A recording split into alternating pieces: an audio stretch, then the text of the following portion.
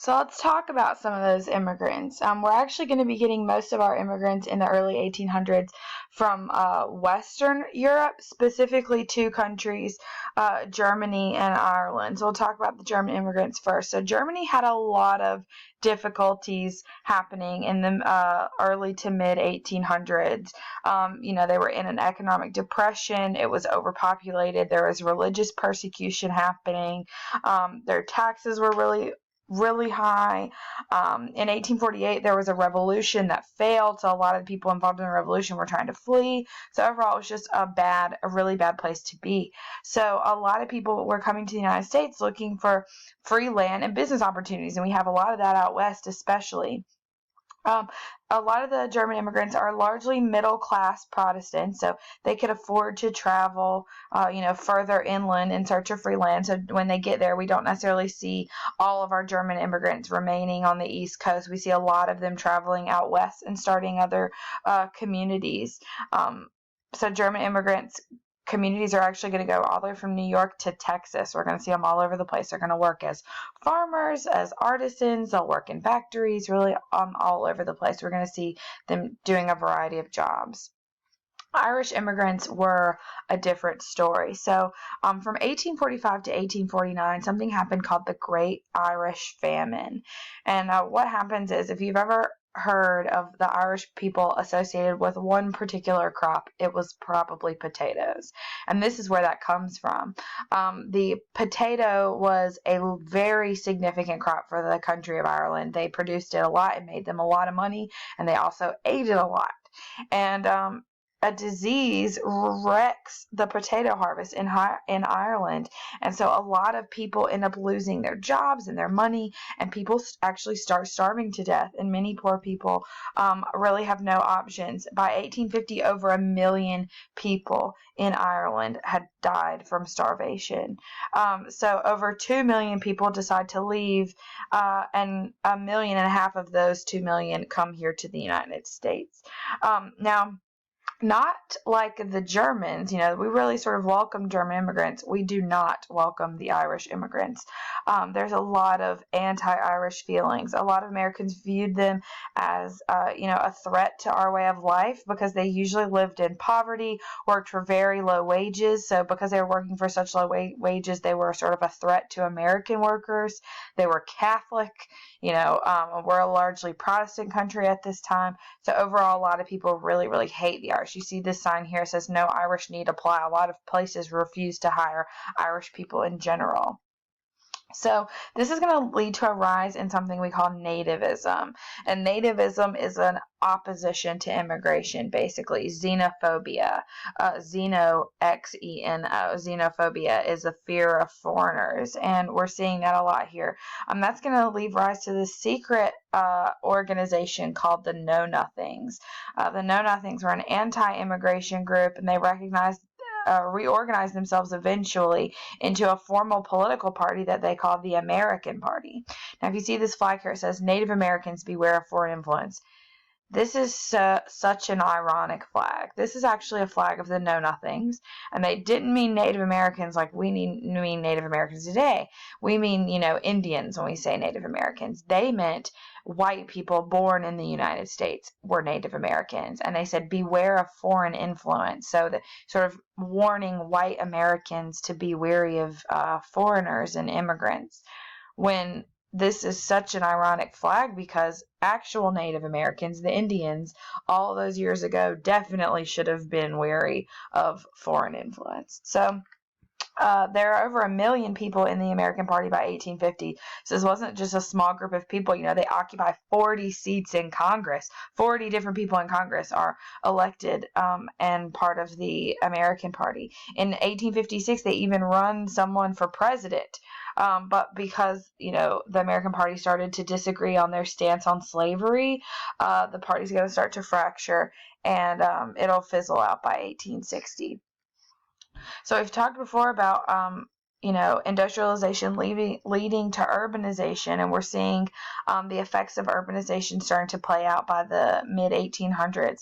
A lot of Irish immigrants are settling in urban areas because they don't have the money. They're very poor. They don't have the money to move inland like the German immigrants are. A lot of them are settled in the Northeast, mostly in Boston and New York. You know that Boston has a huge Irish population even today. That's why the Celtics are their NBA mascot. And then New York does as well. So the majority of the people living in these urban areas are actually very poor, and they're living in apartment buildings called tenements. Tenements are just really crappy apartment buildings, poor quality, bad lighting, bad ventilation, unsanitary, very crowded. Eventually, we have to establish boards of health to get in there and sort of make rules and regulations regarding, these places so people aren't living in such horrible conditions. But still, even once we have boards of health, poor communities still get less attention than the rich ones do. So we've got some changes in labor. First time we've got people who are classified as wage earners. Wage earners are people who are paid a set amount an hour by a business owner. Sort of like today, if you work a part-time job or minimum wage, you're a wage earner. And so pretty much anyone who works in a factory is a wage earner. If you're not a wage earner, you're typically a salaried employee. Like me, I make a certain number of dollars every year, regardless of how many hours I work. So people are really no longer making at home what they needed. They're buying it. So we're seeing this huge increase in creation of an urban working class. Relatively poor people living in the city, but they're all working. They're not just sort of staying poor at home and making their own products to live for themselves. A lot of immigrants and Americans are leaving farms and moving to cities more. So we've got a lot of poor and uneducated people living in the cities. The working conditions are very difficult. Low wages, long hours, unsafe working conditions. A lot of what we saw with the Lowell girls. So we're going to see some labor reform happen. A lot of unskilled workers are going to start, or a lot of skilled workers are going to start organizing groups to help protest and regulate their pay. So we're going to see our first labor unions, actually. In 1834, we see the creation of the National Trades Union, which is the first labor union in the United States, and they don't last very long. Eventually, there's a depression and a panic in 1837, and they eventually fizzle out because a third of their workers end up without a job because of layoffs, because of the poor economy, and they don't really receive a lot of work from or a lot of support from the government. But one success that this labor movement does get is the 10-hour movement. So the 10-hour movement was a movement to reduce the working day to 10 hours, a 10-hour max as a regular working day, instead of 12 hours. So in 1837, Andrew Jackson actually supports this by officially declaring the 10-hour workday the max workday for all federal employees. So if you work for the federal government now, your max workday is going to be 10 hours instead of 12. And eventually this catches on, and by 1840, President Martin Van Buren, he's going to extend it even further into all government employees, not just federal. So New Hampshire will actually become the first state to officially limit the workday, regardless of your job, to 10 hours. So we're also seeing life change a lot for women. A lot of women still today, and I guess when I say a lot, I mean all women still by this point, are denied the basic citizenship rights. Women can't vote. Women can't hold public office. Women can't enter into legal contracts. They can't, have custody of their children. Typically, if they get divorced, they can't own property. So it's just a really difficult time, and women are not recognized really as citizens of the United States or as human beings by the government and by a lot of men. So by 1816, we see most women or most industrial workers are actually women. Remember the Lowell girls, they're a good example of that. A lot of married women actually end up having their wages sent to their husbands. How crazy is that? If you work every day, instead of your paycheck being cut to you, it's cut to your husband because he's seen as the person who controls your family's finances, and the money is his anyway, sort of thing. So we're going to see a new movement start, and it's called the cult of domesticity, and it is to sort of try to counteract so many women being in the workplace. A lot of people took these legal limitations for women to mean that women were inherently inferior to men, like because women can't vote, because they can't hold public office, that must mean that they're not as good or as strong or as intelligent as men. And so that plays into the idea of the cult of domesticity.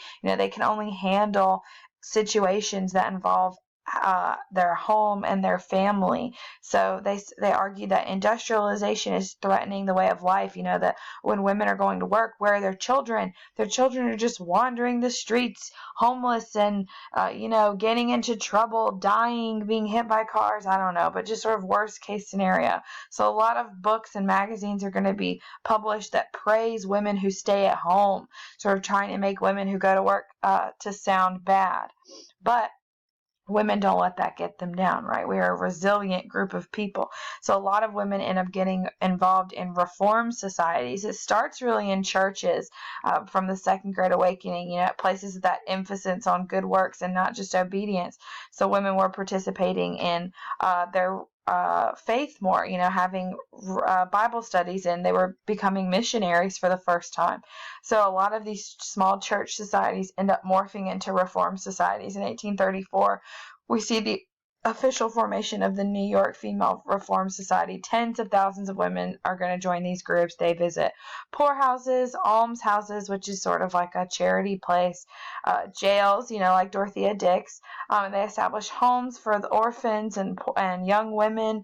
So we're going to see women taking on a big role in the reform era, including in education. So these two ladies right here are going to be pioneers in education for women. We'll talk about Catherine Beecher first. So Catherine Beecher actually opened several schools for women, one in Massachusetts and one in Ohio. The one in Massachusetts is called the Hartford Female Seminary, and in Ohio she opens the Western Female Institute. So we're working to educate women on the same level that we're educating men. In 1833, we see Oberlin College welcome women, so the first co-ed college ever. This woman over here, Mary Lyon, I don't believe she's related to Lucius, but it's possible. In 1837, she founds Mount Holyoke College in Massachusetts, so another college for women. So around by 1850, we've got almost 300,000 women working in factories. So they really are the ones with firsthand knowledge of the hard working conditions. So a lot of women will actually organize their own labor unions, like the Lowell Girls. If you remember these beautiful ladies, the Lowell Girls are actually going to be a group of people who work in their own reform society, and they're one of the groups who are so successful in that 10-hour movement, getting their workday limited to 10 hours. Women are also going to take on, a role in their own rights. Women are going to start pushing for a progress in women's rights, and we're going to see the first women's rights convention in July of 1848 in a place called Seneca Falls, New York, and it's the Seneca Falls Convention, and it was really primarily organized by abolitionists. One in particular, Elizabeth Cady Stanton, you see there, along with a friend of hers, Lucretia Mott. I know Lucretia doesn't sound like it, but Lucretia is white. Lucretia Mott and Elizabeth Cady Stanton organized this women's rights convention. They want political equality and they want political power. Over 300 people attend, including Susan B. Anthony. And Susan B. Anthony is probably the most famous women's rights advocate to ever live in the United States.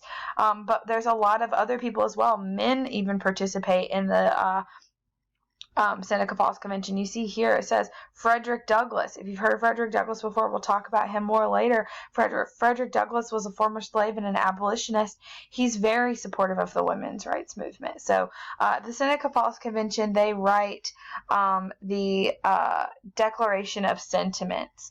It's really primarily written by Elizabeth Cady Stanton, but it's basically a rewrite of the Declaration of Independence, but it includes women. So instead of saying all men are created equal, it says all men and women are created equal, and ultimately it is signed by 68 women and 32 men, really marking a very significant event in the history of the push for women's rights.